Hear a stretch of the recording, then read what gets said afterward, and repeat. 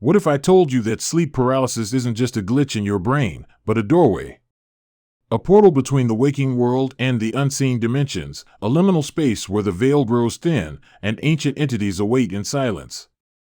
Many have experienced it. You awaken in the stillness of night, unable to move. Your breath becomes shallow. A heavy weight presses on your chest. And then, you see it. A shadow in the corner.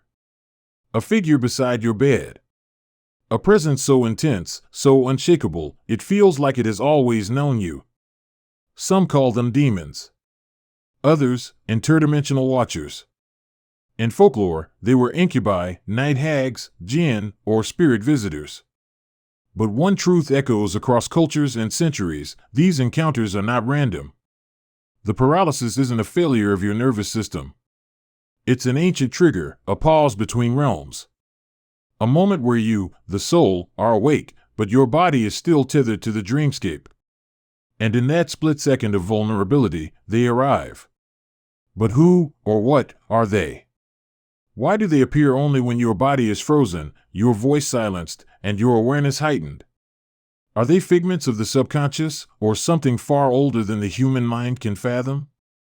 In this video, we'll explore the esoteric and spiritual meanings behind sleep paralysis and the entities that appear during it. We'll dive into forgotten teachings, mystical symbolism, and suppressed knowledge, from ancient civilizations to modern occult insights. You'll learn why this mysterious state has always been surrounded by fear and awe, and how, when approached with awareness, it can be transformed into a tool for awakening rather than a source of terror. Because what if the very thing you feared most in the night is actually a key? A key to your soul's hidden power. Sleep paralysis has haunted the human psyche since the dawn of consciousness, and ancient civilizations did not treat it as a mere biological hiccup. They treated it as a sign. In Sumerian and Babylonian cultures, dreams and altered states were considered sacred messages from the gods and the underworld. Sleep paralysis, often accompanied by visions of beings or spirits, was viewed as a visitation. Not all spirits were benevolent. Some were seen as watchers, others as tricksters, and a few as initiators. In ancient Egypt, the Ba, one aspect of the human soul, was believed to leave the body during sleep. When it returned, if the alignment was disturbed, paralysis could occur. The Egyptians didn't see this as dangerous in itself, they saw it as an opening.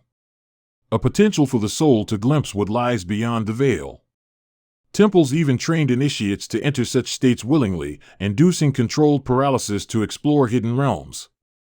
In medieval Europe, the phenomenon was personified in terrifying ways. The term nightmare itself comes from the Old English mare, a demonic entity that sat on one's chest and drained life force during the night. These dark figures, often described as human-like but shadowy, faceless, or red-eyed, mirrored accounts found in tribal cultures, shamanic records, and esoteric texts across the globe. The incubi and succubi of Christian demonology, said to seduce or terrorize sleeping humans, are nearly indistinguishable from the beings modern experiencers report seeing during sleep paralysis. Yet long before Christianity vilified them, ancient traditions treated such entities with more nuance. Some were dangerous, yes, but others were teachers, gatekeepers, or karmic reflections. The Vedic texts of India describe a state called Yoga Nidra, conscious sleep. It was a place where the adept could transcend the illusion of Maya and interface with subtler planes. In these spaces, beings appear. Guides, guardians, and tests. Just like in sleep paralysis. In shamanic cultures, from the Siberian steppes to the Amazon rainforest, the paralysis experience was often the first sign of a budding mystic. A young shaman would report waking, unable to move, visited by an animal spirit or deity. The elders would nod in recognition. "You've been chosen," they'd say. These traditions shared one belief: when you're caught between the worlds, you attract attention. Not just from your own subconscious, but from intelligent forces that exist outside the material dimension.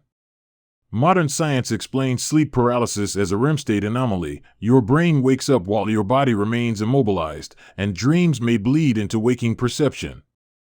But science stops at the doorway. It can describe the mechanism, not the meaning. The esoteric schools never ignored meaning. They taught that sleep paralysis is a natural threshold state, a chasm between the astral and physical, and that the entities encountered there are not figments, but conscious, reactive intelligences. Some feed on fear. Others test your will. And a rare few offer knowledge, if you dare to face them. Understanding the spiritual architecture of this experience demands that we look deeper, not just at biology, but at energy. Because everything is energy, and in the moment of paralysis, your energy shifts dramatically. Your soul becomes momentarily unmoored, and the vibrational frequency you emit becomes visible and audible to things on the other side. And they come. But the real question is, why? Why are they drawn to you? What do they want? And most importantly, can you turn the experience from terror to transcendence? To answer that, we must now explore what sleep paralysis actually is and what role you play in this dance between dimensions. To understand why entities appear during sleep paralysis, we must first understand the nature of liminal spaces, the in-between realms. These are the thresholds where the physical dissolves and the astral emerges. Moments like twilight, doorways, crossroads, and sleep paralysis. In these moments, you are not entirely here, but you are not quite there either. You are caught in a liminal state, and that, in the language of the spiritual world, is a signal flare. Sleep paralysis occurs during the transition between REM sleep and waking consciousness. Your body is still frozen in the protective stillness of dream paralysis, yet your conscious mind begins to stir. And that moment, brief, strange, and terrifying, is when your perception widens. You are no longer confined to the five senses. You are perceiving through the astral lens. Now imagine this: your energetic field, your aura, vibrates at a certain frequency during normal sleep. It's low, calm, cocooned. But when sleep paralysis begins, there's a jolt, your consciousness surges forward, almost violently, while your body remains locked. This sudden spike of awareness is like striking a gong in the astral. The sound travels. The light flares. And they notice. Who are they? In occult traditions, these entities are called by many names: thought forms, egregores, watchers, parasites, or simply the shadows. Some are ancient and autonomous. Others are the residual projections of collective human fear, the nightmares we've birthed into semi-conscious form over millennia. But what they all have in common is this: they feed on attention, emotion, and energy. During sleep paralysis, you emit all three. Fear is the most accessible and potent energy available to such beings. It is primal, unfiltered, and instinctual. And when you are frozen, helpless, and aware of a looming presence, the fear is pure. It's important to understand that not all entities during sleep paralysis are malevolent. But many are opportunistic. Just as a wild animal is drawn to the scent of food, lower astral beings are drawn to the scent of fear. Your immobility is not just physical. It's spiritual. In that moment, your will is disoriented. And in esoteric philosophy, willpower is the shield. When the will is suppressed, the aura becomes more penetrable. The invulnerable becomes vulnerable. But there is more to this moment than feeding.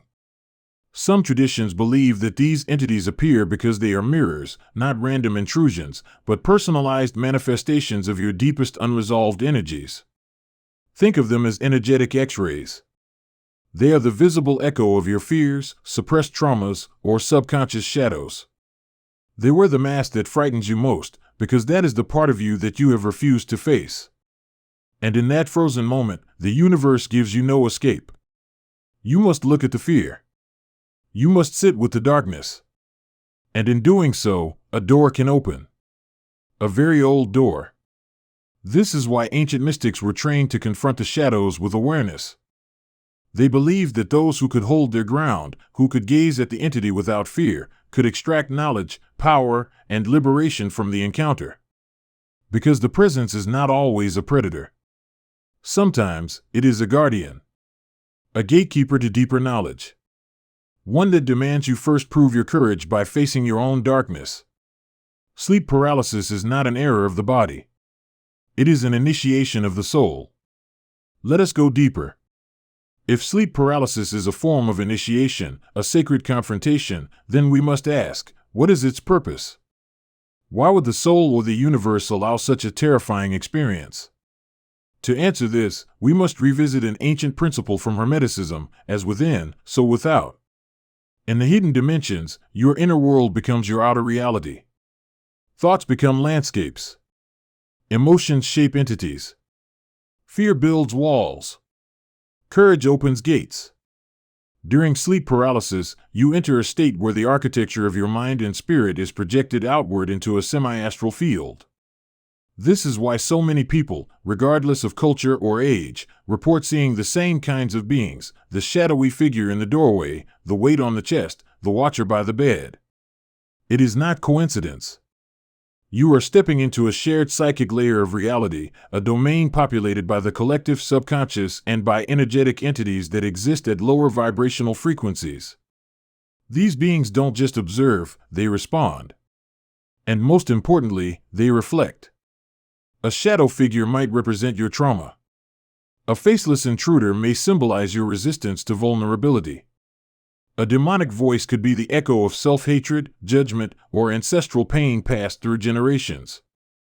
But here's the esoteric twist: these entities do not have true power over you unless you give it to them. They may feel overwhelmingly real. They may even speak or move. But their power is parasitic. It relies on the energy you feed them. Fear is their currency. Awareness is your shield. When you remain lucid in sleep paralysis, aware that your body is asleep but your consciousness is active, you become what occultists call a threshold walker. Someone who can consciously navigate the liminal realm. Most people panic. They struggle, scream inwardly, beg for release. But the adept watches, listens, and learns. This is where transformation begins. Because the paralysis is not punishment, it's stillness. A forced moment of presence. Your body is silenced so that your soul can hear what it usually cannot. Let us now examine another angle, a more metaphysical one. Certain spiritual schools teach that humans are not the only beings who seek awakening.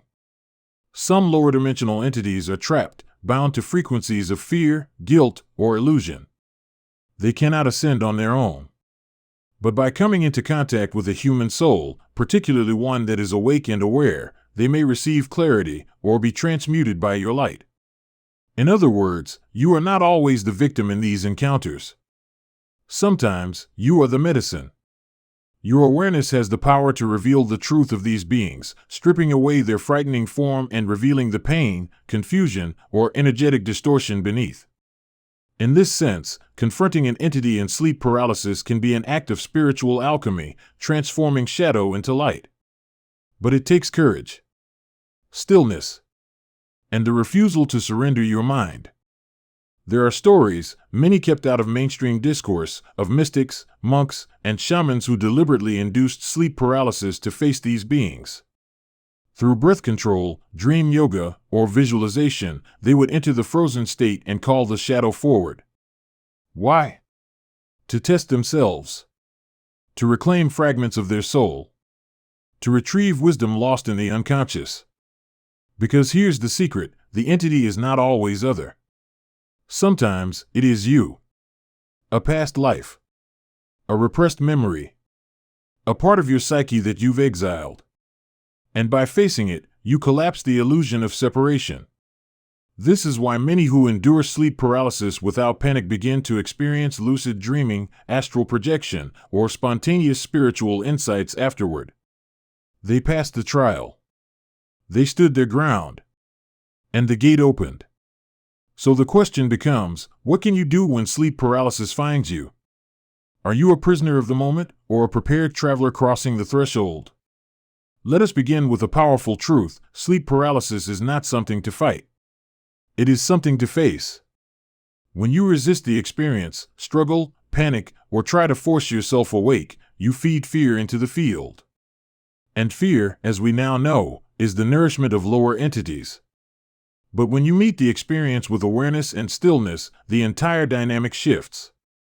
Here are several tools, drawn from ancient practices, mystical traditions, and modern consciousness training to turn sleep paralysis into an awakening practice. 1. Recognize the moment. The first and most important step is awareness. When you realize, this is sleep paralysis, I am awake in a sleeping body, you move from victim to observer. Say to yourself, internally, I am safe. My body is resting. My mind is watching. This mantra stabilizes the mind and calms the energetic field. 2. Still the fear with breath. Although your body cannot move, your breathing remains your anchor. Focus on slow, conscious breath.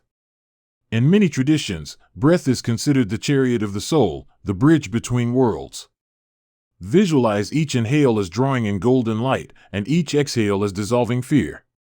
Even if your breath feels shallow, direct your awareness to its rhythm. This will naturally shift your vibration and weaken the attraction for low-frequency entities. 3. Call upon protective forces. If a presence is near, especially one that feels oppressive, invoke protection. This can be done mentally, with no movement or sound required. Some traditions call on Archangel Michael, others on ancestral spirits, spirit animals, or divine symbols. You may visualize a circle of fire around your body. Or chant inwardly a sacred sound, Om, Ra, Aum, or your own personal word of power. In Kabbalistic mysticism, even visualizing the tree of life or the name YHVH can shift the energy instantly. 4. Do not engage emotionally. This is subtle but vital. The being may move. It may stare. It may attempt to speak. But do not react with panic or attachment. Treat it as a cloud passing through your sky. Observe it. Learn from it. But do not merge with it emotionally. By withholding your fear, you deny it fuel. By anchoring your awareness, you reclaim your field. 5. Use the moment to enter lucid states. Once calm, you can transition intentionally into a lucid dream or astral experience. Focus on visualizing a scene, a forest, a temple, or a sacred space. Feel your soul drifting toward it.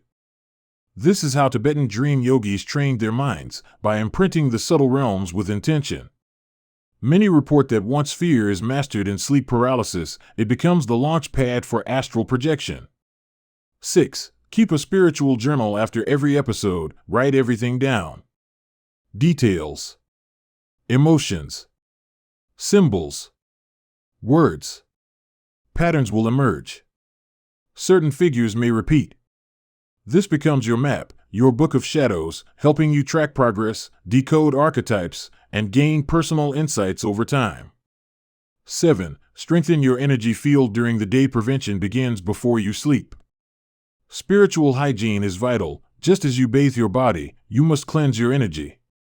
Daily practices such as meditation, salt baths, protective sigils under the pillow, sleeping with grounding crystals like black tourmaline or obsidian, avoiding overstimulation or negativity before bed, all fortify your field, making you less vulnerable to unwanted encounters.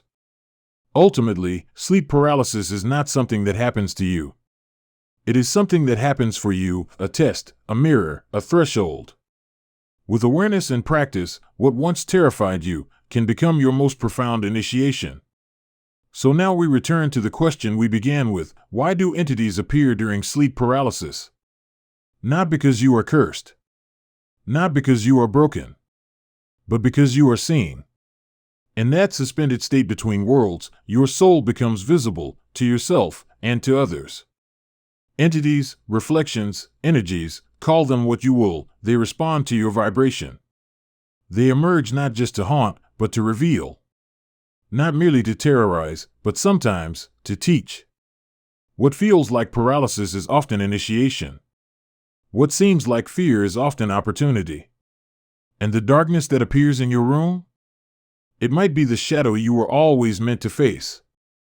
The ancient ones knew this. The mystics trained for it. The shamans embraced it. And now, so can you. You don't need to run from the night. You need to enter it with awareness, with courage, and with reverence. Because on the other side of terror lies transformation.